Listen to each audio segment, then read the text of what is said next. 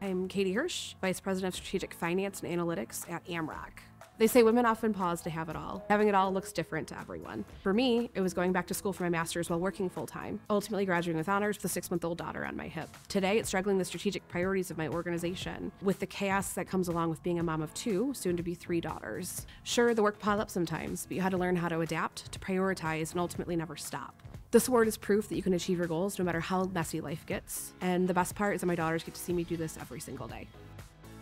I'm Jack Miller. I work at Highland, where I'm the market president for Southeast Michigan. So I played football at the University of Michigan. I was a starting center for 2 years, graduated in 2015, was a captain my senior year, and I think a lot of the discipline and the traits that I was able to learn through sports and through football translated into the business world for me. People say in insurance, and I know it's true in sports, nothing's ever as good as it seems and nothing's ever as bad as it seems. And when you're on top, just hang in there because something's gonna come to knock you down a few pegs. And when things aren't going your way, you just stay confident, you hang in there, and eventually things will get better. And I think having that even-keeled mindset, learning how to balance success and failures at the same time, and just keep moving forward to a common collective goal. I learned that early in my career through sports, and I think it's translated well to business too.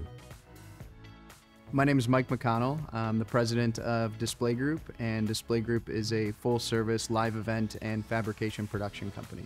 COVID was probably the most detrimental thing to ever happen to the live events industry. Over the course of about 2 weeks, we saw all of our revenue dwindle away for the remainder of the year. Took that as an opportunity to learn the basics of a new skill, and then turn that skill and that piece into a business, right? And in 6 months, we had built a fully operational broadcast studio in our building in Detroit. We operated a full-time broadcast studio. We were able to rehire all of our technical staff and keep everybody busy while the pandemic continued to decimate our competitors and the rest of the event industry.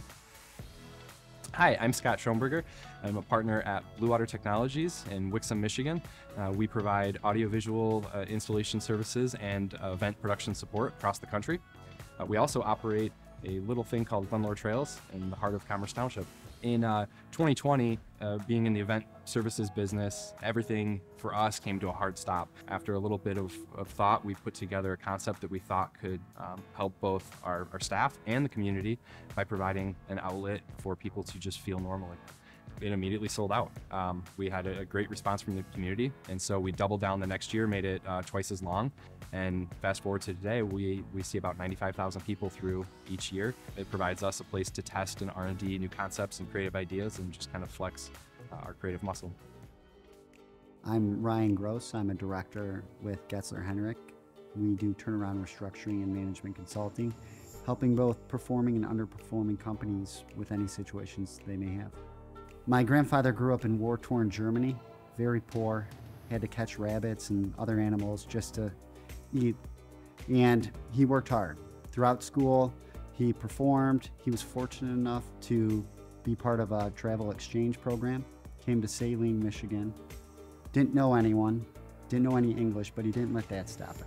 He was able to go to the University of Michigan, flourished there, studied business, got a law degree, started several businesses, some of which are still around today. And whenever I'm feeling unmotivated or know I need to work harder, I just think of everything he overcame, and I know that I can persevere and push through it. Jason Lockard, Director of Operations for Pediatric Specialty for Corewell Health. A large part of my youth was spent in athletics, most notably in the sport of football. And it did not start very well for me. My freshman year, we lost every game but one for that season, but ultimately, 2 years later, would be state champions.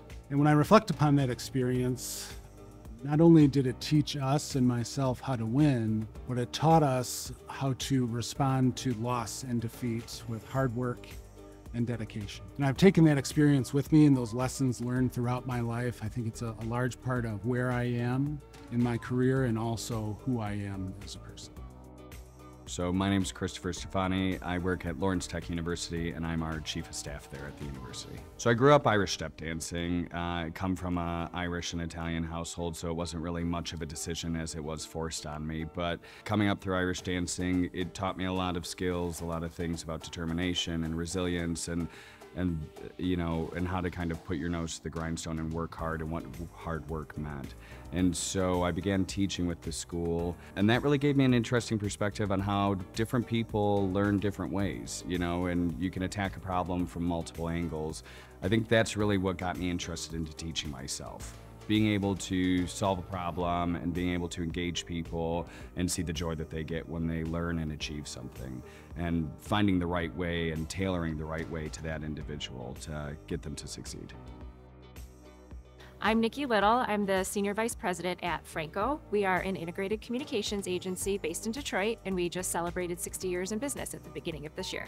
I went to Central Michigan University and I double majored in integrative public relations and Spanish. So for my last semester, I chose to study abroad in Valdivia, Chile. So I went with a group of other students and I was so excited and could not wait for this opportunity. But I vividly remember as the bus pulled up to my host family's house, that excitement turned to fear and nerves because I was leaving that group that I was comfortable with. I had never traveled abroad. I had never been that far away from home, but looking back, it was one of the most challenging yet rewarding experiences. I was very fortunate to have an amazing host family who took me in as one of their own. They were so patient and really treated me as part of the family, and I am forever grateful for that experience, and it has impacted my life immensely. My name is Courtney Nichols, and I work at Plunkett Cooney, which is a mid-sized law firm headquartered here in Michigan. I'm a shareholder and a department leader at Plunkett Cooney. So I'm an extremely competitive person, and this has led me to great success in my professional career and some difficulties in my personal life, specifically with my husband, who is likewise competitive. So after succeeding at winning his fantasy football league that him and his buddies had competed in for several years, I was promptly banned. The third championship just proved to be too much. So after year 3, I was banned and I was put on a hiatus until they started a fantasy Formula One league. And they thought, you know what, we'll let Courtney join this one. She knows nothing about Formula One, which is true. I don't think at that time I could name a driver beyond Lewis Hamilton. Well, suffice to say, he wasn't super thrilled when Courtney Nichols brought home the championship year 1 into the fantasy Formula One league. So I'm on the outskirts again, hoping to work my way back into the next fantasy league, and until then, finding other ways to compete against him and pretty much everybody else I know.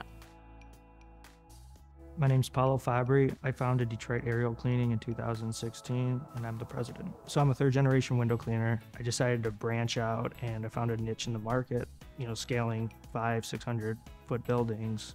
Recently, me and my wife decided to go to the Maldives, halfway across the world, for our honeymoon. I have a fear of crustaceans, specifically crabs. When we got there, that's all that I saw were crabs everywhere, and my feet never got wet. Yeah, so I feel the trip was a good getaway for get away from work, and I think God was trying to tell me something with the crabs. Dan Vasquez from Rocket Mortgage, and our mission is to help everyone home. So 2014, I'm a software engineer, and we get the idea we're going to be technology innovators. We're going to start accepting Bitcoin as payment for mortgages. Right? It's going to be great PR. It's going to be awesome. Bitcoin's at like $200. Most people have never even heard of it yet. So we put in all this work, and the only way that we know how to test is to create a real wallet with real money and just send 1 cent payments back and forth. So I throw like 50 bucks into this account to test with. We build the project. Turns out their CEO kind of puts their foot in their mouth on CNBC, causes some controversy. We pull out, we cancel the project. But then 5 years later, Bitcoin's all over the news, and his light bulb goes off, and I say, wait a minute, I still got this wallet out there. So I recover it, open it up, and there's $5,000 in it. So it all worked out for me. So my name is Christina Kalfain. I own Papa's Kitchen Dressings and Marinades. We're known for our original pink Greek salad dressing, which is often copied, never duplicated, along with 4 other unique flavors that are all gluten-free. So back in elementary school, we got the task of selling wrapping paper, but it came with one rule. It could only sell to friends and family. So as I grabbed my sales sheet, I pounded the pavement, went out to our neighborhood, and my brother called my mother right away at our restaurant and said, Mom, Christina's out there selling door to door. So as I was in the middle of a sale, my mother pulls up, starts honking the horn, yelling at me, Christina, come to the car. So I looked at the gentleman that I was selling to and stomped my feet over to my mother and I said, "What?" And she's like, "You can't go door to door." Go dead in the eyes, looked at her serious face, and I said, "Mom, I'm not going door to door. I'm going zigzag as I cross the street back and forth selling."